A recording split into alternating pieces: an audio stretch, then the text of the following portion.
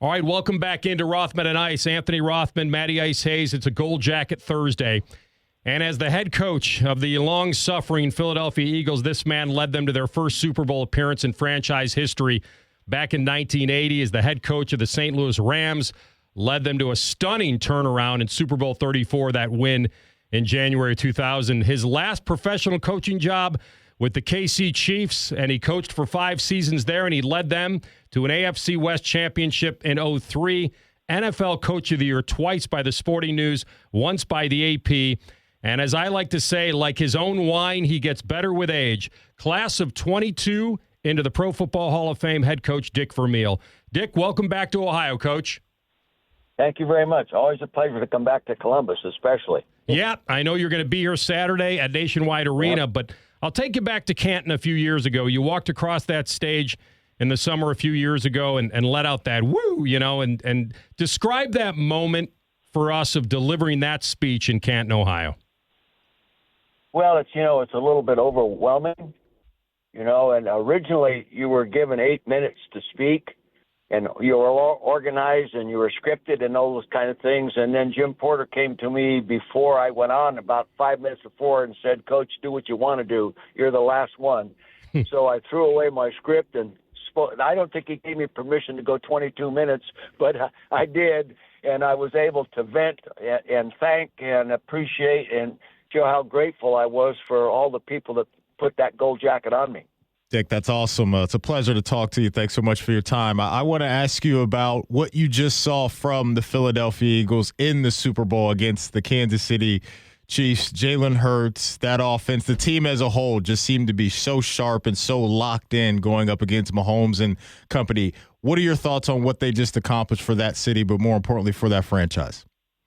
Well, I think, first off, it's the franchise's finest team ever, and it might be one of the 2 or 3 finest teams in the history of the NFL. And I was extremely impressed. And I followed them closely, having lived there and being able to watch and study what they're doing. They did a wonderful job. And the defensive team probably was stronger than the offensive team when you stop and look at what they did and what they did to Kansas City. Their pass rush with 4 people, they did an outstanding job and totally disrupted the offense of the Chiefs, and therefore they blow them away. I thought they'd beat them. I didn't think it would be a blowout, but as you know, when you turn the ball over like they did in that first quarter, you throw interceptions because of pressure, you're setting yourself up for a blowout.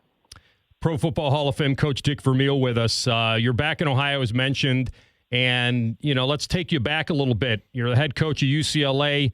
You get revenge on Ohio State in that 1976 Rose Bowl. Woody Hayes bringing his undefeated #1 team to Pasadena.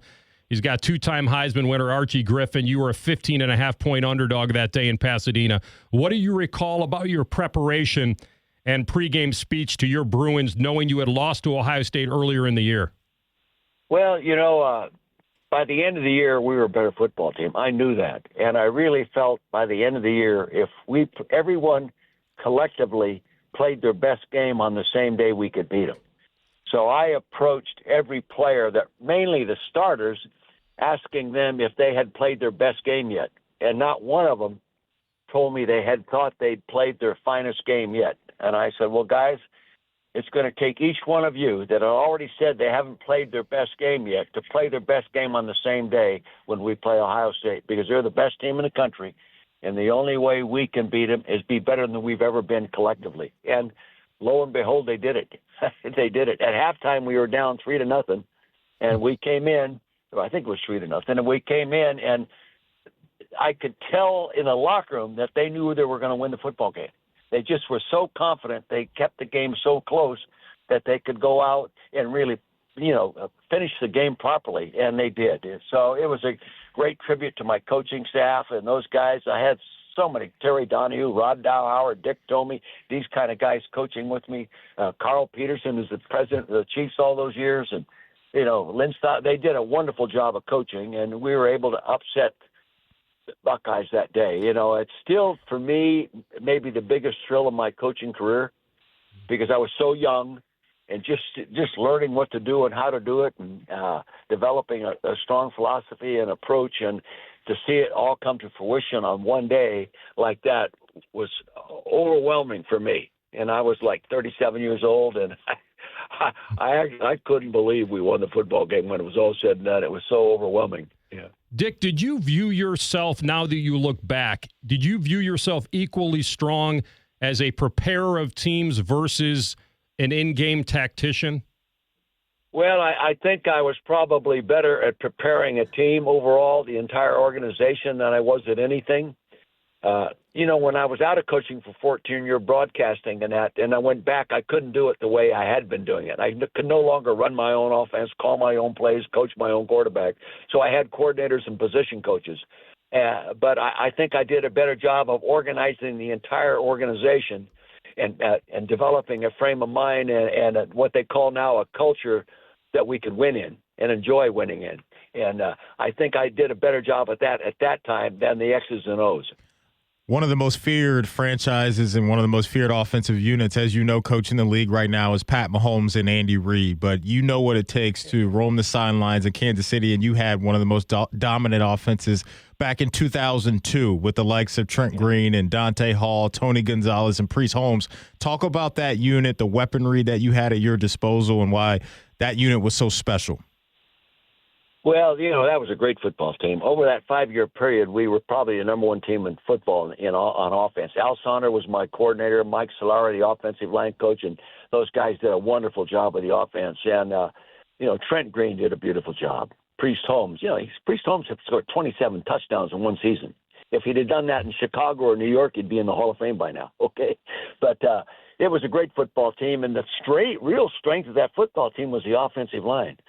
Hall of Famer Willie Rofe at left tackle, Hall of Famer Will Shields at right guard, Hall of Famer tight end Tony Gonzalez, just tremendous athletes. Then all-pro left guard and Brian Waters, all-pro center. There was only one person in that front group that wasn't an all-pro or a Hall of Famer. So they were a dominant group, and they allowed us to do about anything we wanted to do with the ball, run or pass, and especially good in the red zone, especially good at running the ball in the red zone because of the strength and power of that offensive line. So my coaches did a great job, and they were talented players as well. Coach, with the Rams, it's kind of folklorish, the discovery of Kurt Warner and the decision to keep Kurt Warner and all of that. I think he even went – he was there for the taking. I think the Browns didn't claim him, so he stayed a Ram for the 99 season that ended with the Super Bowl championship. But give us your thoughts on that, your involvement in kind of discovering him when you hire Mike Martz and tell him to say, give this kid the best look possible, your favorite memories of kind of discovering this iconic athlete in Kurt Warner. Well, when you're a head coach and not coordinating either side of the ball yourself, when you're on the practice field, you see a lot more because you're watching everybody and evaluating everybody, not only coaches but players. And I'm on the field when we kept Kurt Warner his first year there in 1998. He made the squad by the hair of his teeth. Believe me, it was a debate, and I said he's staying. Okay, that's the truth. And I watched him throw the opponent's offense against our defense every week.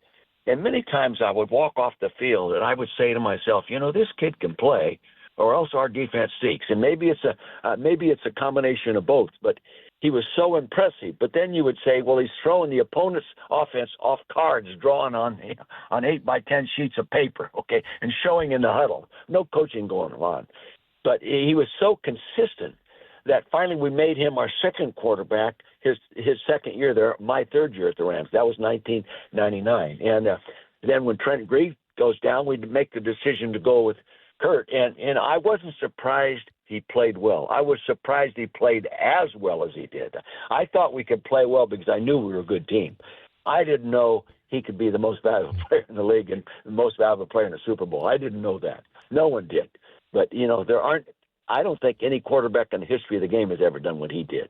And that's why we were world champions. Very lucky, very fortunate. And Mike Martz and my coaches, all my coaches, my defensive coaches, the defense never got credit for being as good as they were. They won the NFC Championship game. When you get right down to it, they won the Super Bowl game. But the combination of my coaches and the talent that we had on that team, that's why they're world championship. Coach Dick Vermeil in town, Pro Football Hall of Famers in Canton. You can see him tomorrow. Hall of Famer at the Hall from 1 to 1:30. He'll be the guy in the gold jacket. And then Saturday, he's going to be at Nationwide Arena, the Columbus Blue Jackets, and doing a little chalk talk with Anthony Munoz. It'll be a great time down at Nationwide Arena. All right, a couple real quick ones. 6 seconds left in that Super Bowl. Tennessee's at your 10-yard line. You don't blitz. I still remember thinking that Dyson's going to walk into the end zone on that slant and Mike Jones make the historic tackle. Your view of that and your memory of that play specifically. Well, the view of it was poor. You're standing on the 50-yard line, leaning out on the field to see, and all you see is bodies. I looked to the officials, each linesman, and to the guy down to my left side, and I watched him walk toward the center of the field. I was waiting to see if he was going to put his hands up for touchdown or wave it off, no touchdown. When I saw him wave it, no touchdown, then I said, hey, that's it. We are world champions. We won it all. Incredible. And then jubilation. Yeah. When you left UCLA to go to the Eagles, you take him to the Super Bowl in 5 years. Did you really hold those open tryouts and discovering a part-time bartender from Philly named Vince Papale later that was depicted in the great movie Invincible? That's a true story. Yeah. The movie itself has a lot of things that aren't true, but the story, the whole story is true. I just had lunch with Vince about 3 weeks ago, okay? And I talk to him often. And, in fact, his son's getting married here in May. But anyway, yeah, it's true. We didn't have any draft choices for the first 3 years there, and they had been losing. No first, second, or third-round picks. So the only way we were going to build that team is find some people and then work extremely hard. And those kids worked extremely hard. And 17, 18 of them still live in the Philadelphia area. Very cool. Nobody ever drowned in sweat, right, Coach? Everybody right. Keep battling. Enjoy. Yeah. I'll pop a 2234 Vermeil Red in your honor tonight. So we appreciate you. I appreciate that. All right. Bye-bye.